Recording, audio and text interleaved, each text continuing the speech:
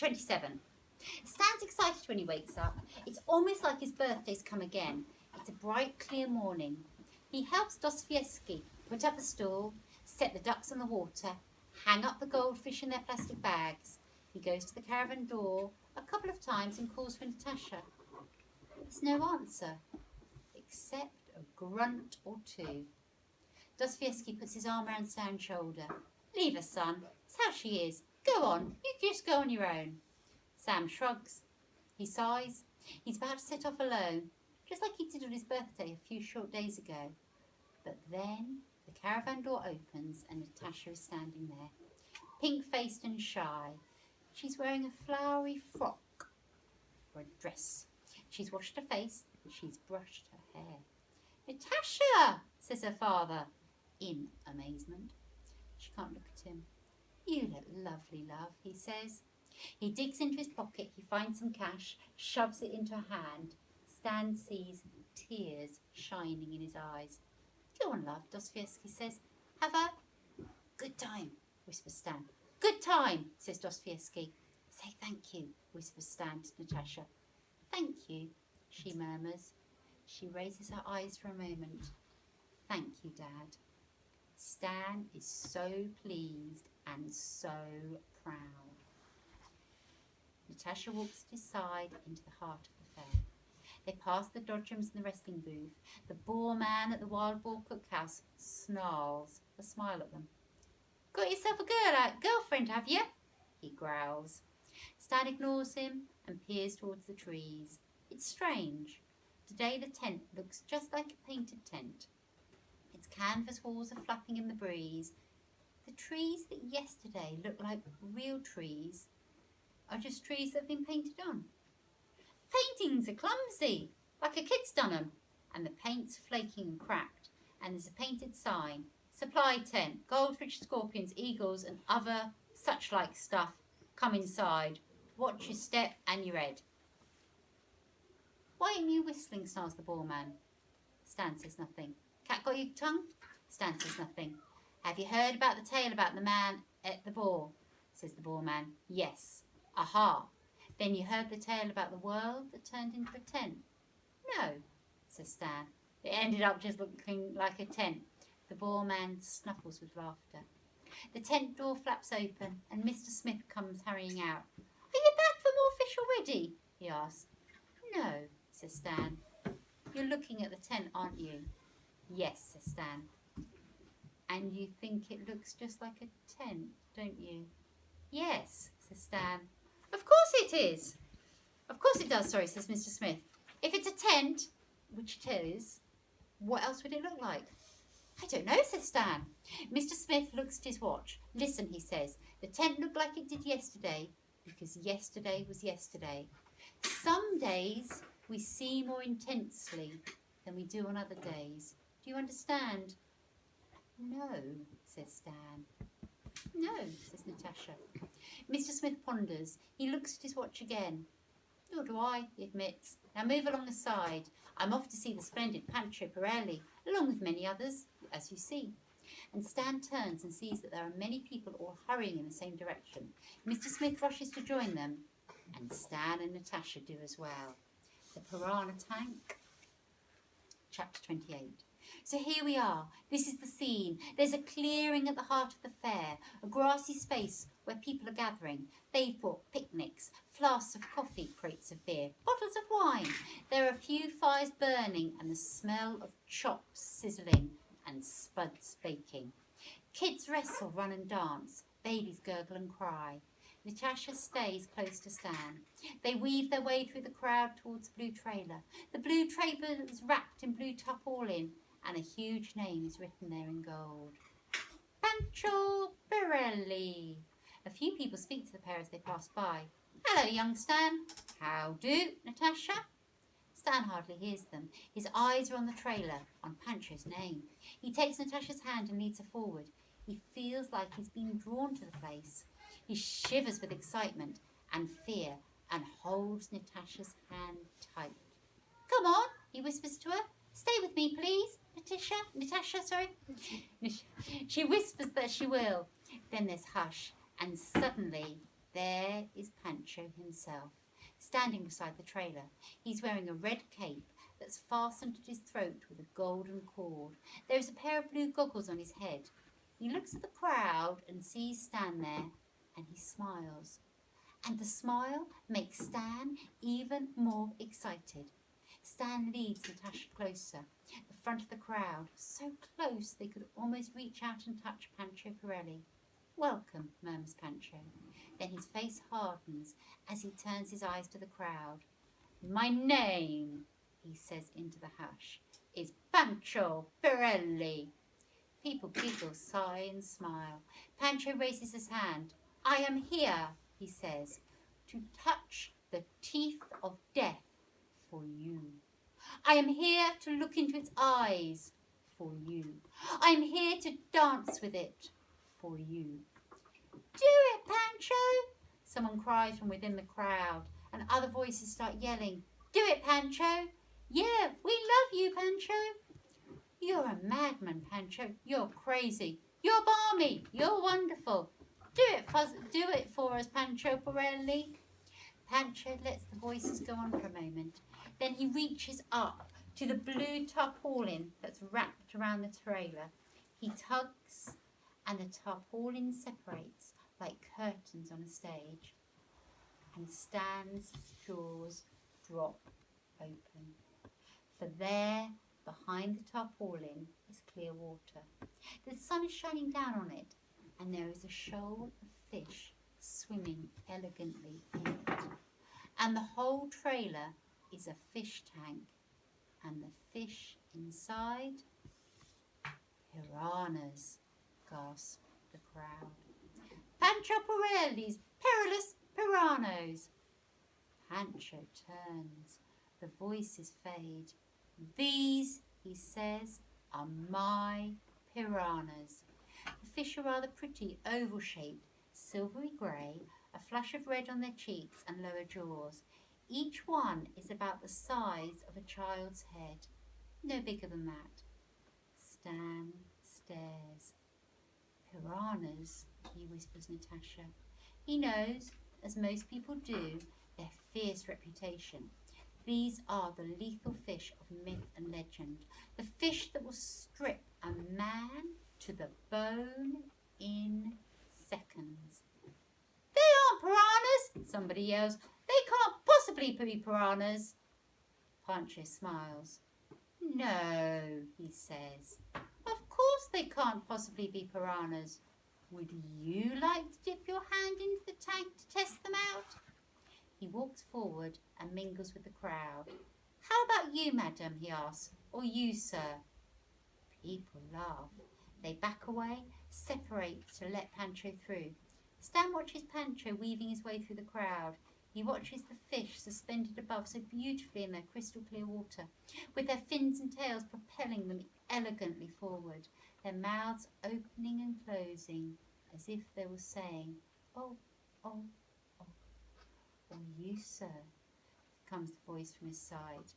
It is Pancho, of course, leaning down to Stan. "You look like you know the world of fish," says Pancho. "You look like you could almost be a fish yourself. Would you like to?" But then he suddenly turns away and reaches out to grasp a little boy standing close by, a boy who's eating a sandwich. "Or you," he snaps.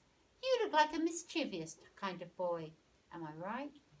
The boy can't speak, but the man with him says, "Aye, you're right, Mr. Pirelli. He is a mischievous kind of lad." "Dad!" cries the boy. He tries to pull away from Pancho, but he can't. He gasps, giggles and groans at Pancho's side. "He's a little monster, Mr. Pirelli," says his father, who can hardly speak for laughing. "He's a total terror. Me and the missus has often said he should get fed to Pancho Pirelli's piranhas." "Then let us do it," says Pancho. He leads the boy towards the tank and takes the sandwich from his hand. "What is this?" he asks. "Sausage sandwich," stutters the boy. Pancho holds the sandwich up to the glass walls of the tank. The fish rush furiously towards it. Their jaws open and shut and their eyes glare viciously out through the glass. "Poor ickle fish are hungry, little boy," says Pancho. "Shall I feed them your sausage sandwich?" "Aye, Mr. Pirelli," whispers the boy. There's a ladder fixed to the side of the tank. Pancho steps onto it, holding the sandwich in his hand. The fish inside swim upwards as Pancho climbs. The crowd laughs as the boy runs back to his dad. Pancho reaches the top of the ladder. He leans off the tank. He smiles. He lets the sandwich fall. And his terrifying fish rush to it, savage it. There is tumult in the tank and silence in the crowd. Stan's heart thunders. He has never seen anything so wild. And for the sake of a sausage sandwich, what, he wonders, would those piranhas do to a boy? Chapter 29. Pancho smiles. The sandwich is gone. The fish swim with new energy and urgency, as if they're hunting for something more to gobble up inside the empty tank. "See," he says, "see what my fish can do to a sausage sandwich? Imagine what they could do to a..." He groans in disappointment. "But where is my mischievous boy, my ickle monster?" "Ah, I see he has run back to his dada." Pancho frowns. "Give him back. The fish are hungry. They're waiting." The boy's father has both arms around his son. He glares at Pancho now, defying him to take the boy. Pancho relaxes and smiles. "Don't worry, sir. It's just my little joke. Your monster is safe. Now watch." He reaches under the tank and takes out a dead chicken. It has been plucked. He holds it by its leg and lets it dangle in front of him. "It's time for something a little larger," he says to the crowd. He climbs the ladder again. He lowers the chicken into the tank. The fish launch themselves at it, and within seconds it has been stripped to the bone.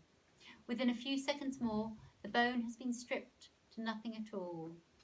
The fish swim on in circles, in spirals, in threatening figures of 8. "Do you think they've had enough?" asked Pancho Pirelli.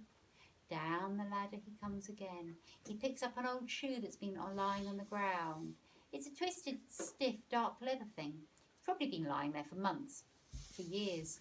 Pancho weighs it in his palm. He twists it, pretends to sniff it. The crowd giggles.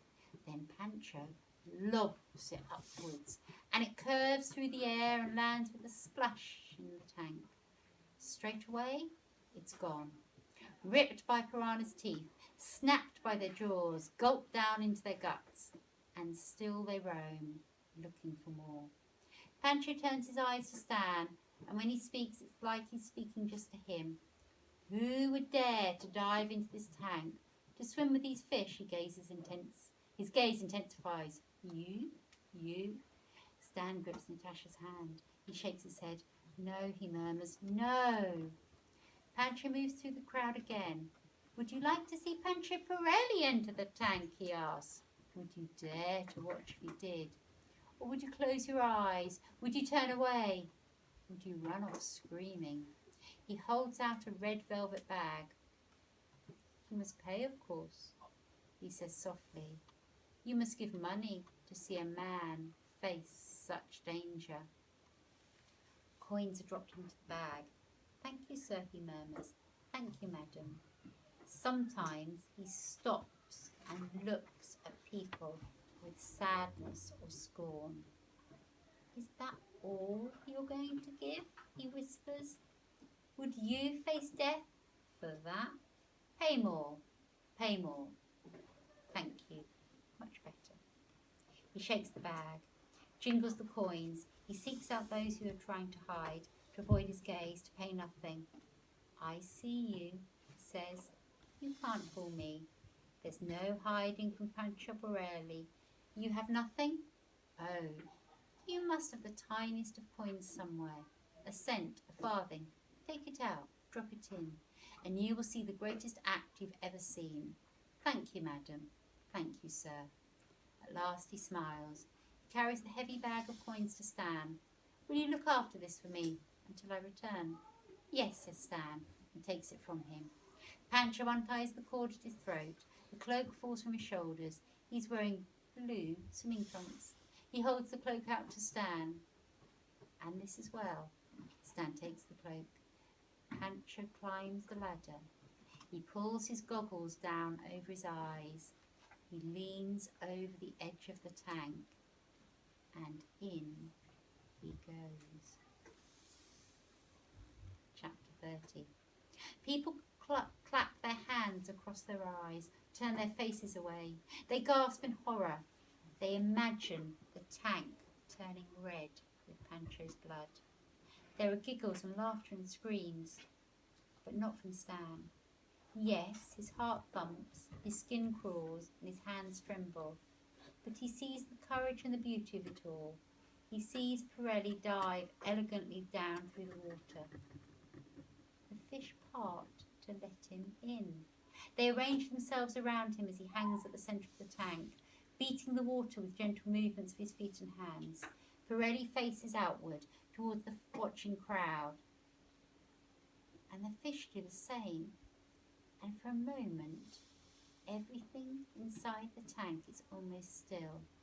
Then Pancho moves, a gentle swaying of his body. He tilts his head, he moves his hands, he lifts his feet. He's dancing, whispers Natasha. And it's true. He dances and the fish start to dance in formation around him, turning and curving through the water.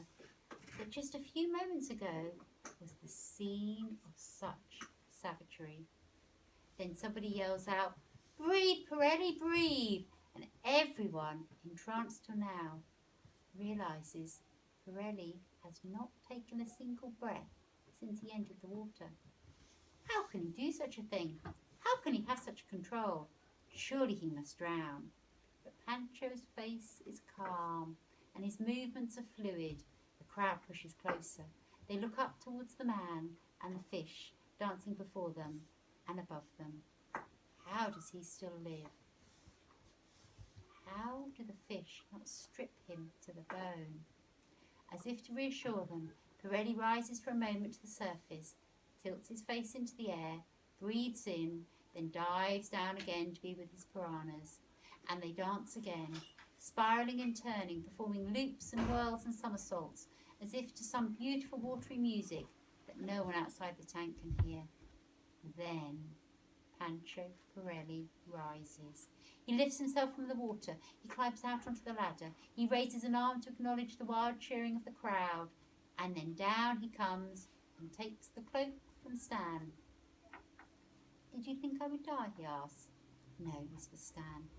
Pancho smiles and draws the cloak around himself. He lifts the goggles from his eyes. "Do you think you will die?" "Me," says Stan. "Yes, you. Do you think you will die when your turn comes to dive into the tank with my piranhas?" He reaches out and rests his hand on Stan's shoulder. "I will train you well, Stan. I will give you all the help you need. But in the end, it will not be training or help. It's your destiny, Stan. I knew it as soon as I looked at you. You have come to this place to take on the burden of Pancho Pirelli. You will be like me, Stan. You will be a performer of myth and legend. Your name will be written in gold on blue tarpaulin. Imagine it, Stan." Stan imagines it. Stanley Fox! Then he runs in fear from his fate. And I'm going to stop it there. Chapter 31 next.